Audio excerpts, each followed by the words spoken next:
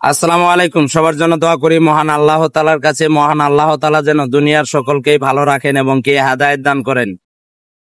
আরো মহান আল্লাহ তাআলার কাছে আরজি জানাচ্ছি যে মহান আল্লাহ তাআলা যেন দুনিয়ার ভিতরে আমাদেরকে সুস্থ সফল রাখেন এবং কি গুনাহের কাছ থেকে ফারেক করে রাখেন এবং কি আমাদেরকে নেক হায়াত দান করেন এবং কি শহীদি মৃত্যু দান করেন।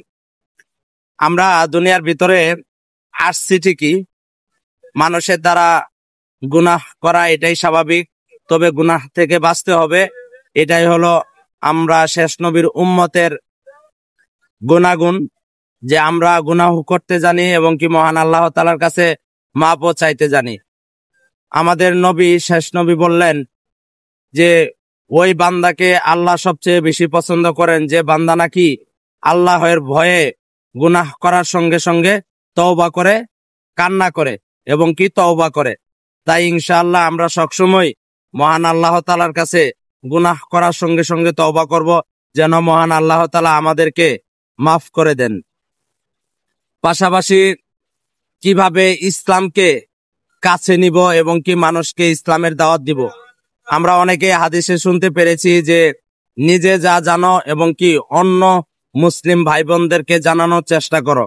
তে আসলেও আমরা এখন যে সমাজে চলে আসছি, এই সমাজে একজন আরেকজনকে দাওয়াত দেওয়া খুব কঠিন কাজ। তাই আমরা নিজের ফ্যামিলি ঠিক করার জন্য চেষ্টা করব, কেননা আমার ফ্যামিলিতে নিশ্চিতভাবে আমি নেতৃত্ব দিতে পারি। তাই আমি আমার ফ্যামিলিকেই বলবো যে 5 ওয়াক্ত নামাজ পড়ার জন্য। এইভাবে যদি সবাই সবার ফ্যামিলিকে 5 ওয়াক্ত নামাজ পড়ার জন্য আদেশ করেন, আমার মনে হয় ইনশাআল্লাহ ইসলাম প্রত্যেক ঘরে ঘরে পৌঁছানো সম্ভব।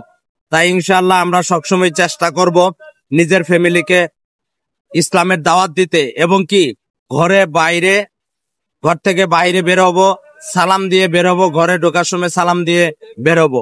অবশ্যই ঘরে ঢোকার সময় পারমিশন নিয়ে ঢুকবো এবং কি বের হওয়ার সময় সবার কাছ থেকে দোয়া নিয়ে বের হব। আমরা বাহিরে গুনাহ করি, গুনাহগুলো কিভাবে মাফ হতে পারে, এটার একটা উত্তম সময় হলো নিজের ফ্যামিলির সঙ্গে সময় আদান প্রদান করা। নিজের ফ্যামিলির সঙ্গে সময় দেওয়াও সওয়াবের কাজ। তাই ইনশাআল্লাহ আমরা আমাদের ফ্যামিলির সঙ্গে বেশি বেশি সময় দিব, কেননা ফ্যামিলির সঙ্গে সময় দিলেই আমরা আমাদের আমলনামা নেকি দিয়ে ভরপুর করতে পারবো।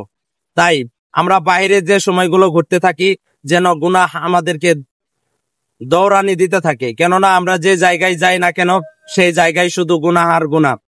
আর আমরা পাশাপাশি সবাই সবসময় উযুগত অবস্থায় থাকার চেষ্টা করব, কেননা উযুগত অবস্থায় থাকলে শয়তান আপনার সঙ্গে ঘেঁষতে চলতে পারে না। আর শয়তান যাদের সঙ্গে ঘেঁষতে চলতে পারে তারা সবসময় গুনাহের কাজে লিপ্ত থাকে। তাই ইনশাআল্লাহ আমরা চেষ্টা করব সবসময় উযুগত অবস্থায় থাকার জন্য, তাহলে ইনশাআল্লাহ আমরা গুনাহ থেকে অনেক দূরে থাকতে পারবো। মহান আল্লাহ তাআলার কাছে সবসময় দোয়া করব মহান আল্লাহ তাআলা যেন আমাদেরকে নিষ্পাপ করে মৃত্যু দান করেন এবং কি আমাদেরকে শহীদি মৃত্যু দান করেন। মৃত্যুর পরে আমাদের আমলনামার হিসাব যেন না নেন। মহান আল্লাহ তাআলা আমাদেরকে দয়া করে জান্নাতুল ফেরদাউস দান করবেন ইনশাআল্লাহ।